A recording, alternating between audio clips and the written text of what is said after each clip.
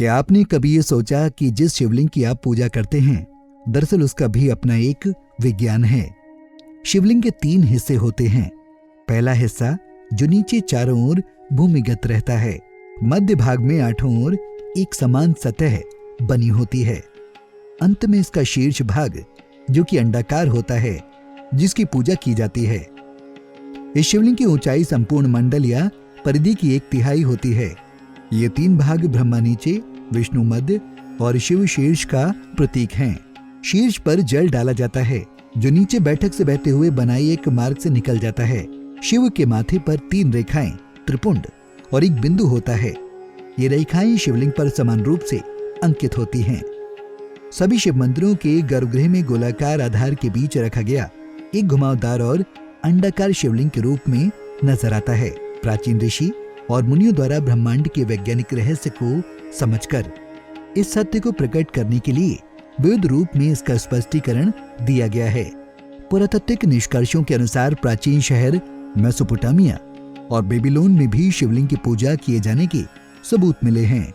इसके अलावा मोहनजोदड़ो और हड़प्पा की विकसित संस्कृति में भी शिवलिंग की पूजा किए जाने के पुरातात्विक अवशेष मिले हैं। सभ्यता के आरंभ में लोगों का जीवन पशुओं और प्रकृति पर निर्भर था, इसलिए वो पशुओं के संरक्षक देवता के रूप में पशुपति की पूजा करते थे। सैंधव सभ्यता से प्राप्त एक सील पर 3 मुंह वाले एक पुरुष को दिखाया गया है, जिसके आसपास कई पशु हैं। इसे भगवान शिव का पशुपति रूप माना जाता है। वैसे तो प्रमुख रूप से शिवलिंग 2 प्रकार के होते हैं। पहला आकाशीय या उल्का शिवलिंग और दूसरा पारद शिवलिंग। लेकिन पुराणों के अनुसार शिवलिंग के प्रमुख रूप से 6 प्रकार होते हैं। जिस शिवलिंग को देवताओं या अन्य प्राणियों द्वारा स्थापित किया गया हो उसे देवलिंग कहते हैं। असुरलिंग, असुरों द्वारा जिसकी पूजा की जाए वो असुरलिंग। रावण ने एक शिवलिंग स्थापित किया था जो असुरलिंग था। अर्शलिंग, प्राचीन काल में अगस्त्य मुनि जैसे संतों द्वारा स्थापित इस तरह के लिंग की पूजा की जाती थी। पुराणलिंग, पौराणिक काल में व्यक्तियों द्वारा स्थापित शिवलिंग को पुराण शिवलिंग कहा गया। मनुष्यलिंग, प्राचीन काल या मध्यकाल में ऐतिहासिक महापुरुषों, अमीरों, राजा महाराजाओं द्वारा स्थापित किए गए लिंग को मनुष्य शिवलिंग कहा गया है।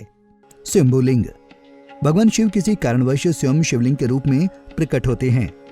इस तरह के शिवलिंग को स्वयंभू शिवलिंग कहते हैं। भारत में स्वयंभू शिवलिंग कई जगहों पर है।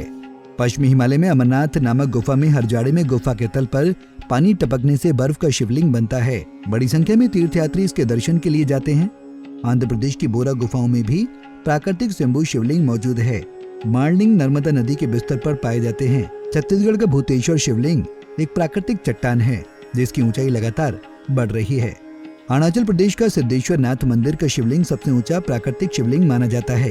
कादाबुल मंदिर में 320 किलोग्राम 3 फीट ऊंचा स्वयंभू स्फटिक शिवलिंग स्थापित है। ये सबसे बड़ा ज्ञात स्वयंभू स्फटिक शिवलिंग है। सिंधु घाटी सभ्यता की खुदाई के दौरान कालीबंगा और अन्य खुदाई के स्थलों पर मिले पक्की मिट्टी के शिवलिंगों से प्रारंभिक शिवलिंग पूजन के सबूत मिले हैं। सबूत ये बताते हैं कि शिवलिंग की पूजा 3500 ईसा पूर्व से 2300 ईसा पूर्व भी होती थी।